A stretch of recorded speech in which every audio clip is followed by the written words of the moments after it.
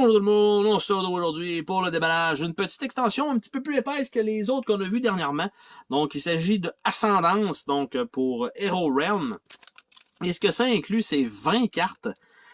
Qui sont des cartes de race plutôt, qui vont probablement donner une habilité pour tout le long de la partie. Donc, qui est quelque chose fort probablement très intéressant en fait, surtout avec le jeu de base. Si vous n'avez pas acheté les decks de classe, ça peut quand même ajouter une certaine rejouabilité peut-être supplémentaire. Donc, l'ascendance, on a les règles ici, qu'est-ce que ça donne? Donc, prolonger l'expérience, évidemment, avec ça. Donc, à l'intérieur, les règles, ça a l'air de ça ici. Donc, la présentation permet de jouer en incarnant un nain, nanana. Une carte ascendance décrit les ajustements de la santé, les règles spéciales advenant le cas, mise en place. Si vous jouez une race non humaine, prenez les 4 cartes de la race jouée. Mettez en jeu devant vous la carte ascendance ainsi que la capacité spéciale. Ajoutez 2 cartes restantes à votre deck de départ. En plus, remplacez or. Retirez une carte or de votre deck de départ et rangez-la dans la boîte pour avoir le même nombre de cartes, évidemment, qui va permettre probablement de faire 2 mains back-à-back classiques. Carte de capacité, on a ça là. Grâce elfique, sagesse elfique et dissimulation. Ils nous ont donné un petit feuillet. Alors, ce que nous avons là-dedans, l'ascendance nain, nous avons plus 6 de vie. Donc, on peut l'avoir des deux côtés, féminin ou masculin. Après ça, nous avons le martèlement, qui est la capacité un peu comme fonctionnent les classes, avec une carte qu'on peut défausser une fois par partie. Par la suite, on a le marteau, donc arme de mêlée. Donc, on rajoute dans notre deck. On a la pioche également. Donc, même chose pour ça. Par la suite, on a la possibilité de l'elfe.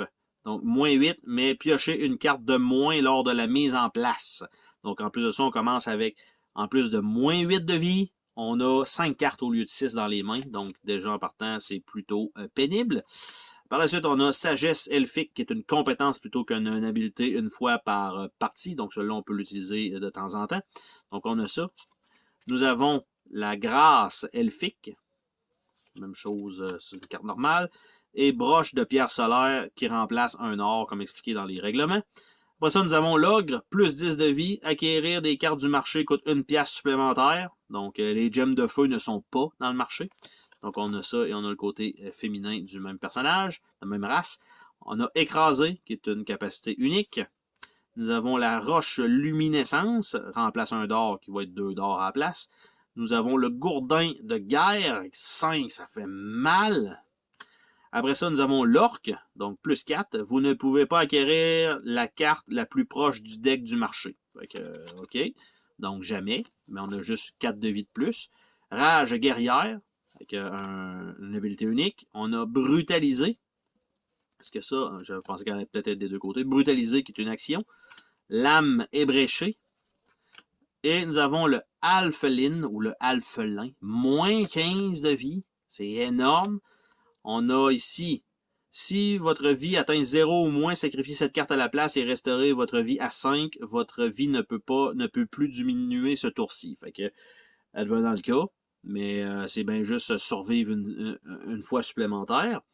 Après ça, cambrioler. La prochaine carte que vous acquérez, ce tour-ci coûte 1 pièce de moins si une carte de coût supérieur est présente dans le marché. Piochez une carte, ok, c'est quand même intéressant.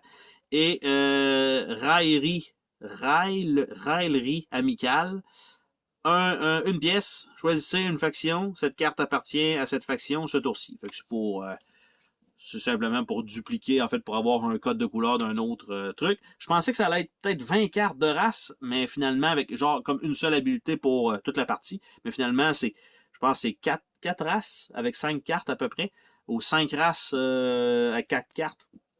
Donc, c'est ce qui est rajouté pour rajouter un peu de rejouabilité, on va dire, au deck de base, sans nécessairement utiliser les compétences et les classes en fait, des classes, le guerrier, le sorcier, tout ça. Donc, c'est quand même bien. Petite expansion, ascendance. Bye bye!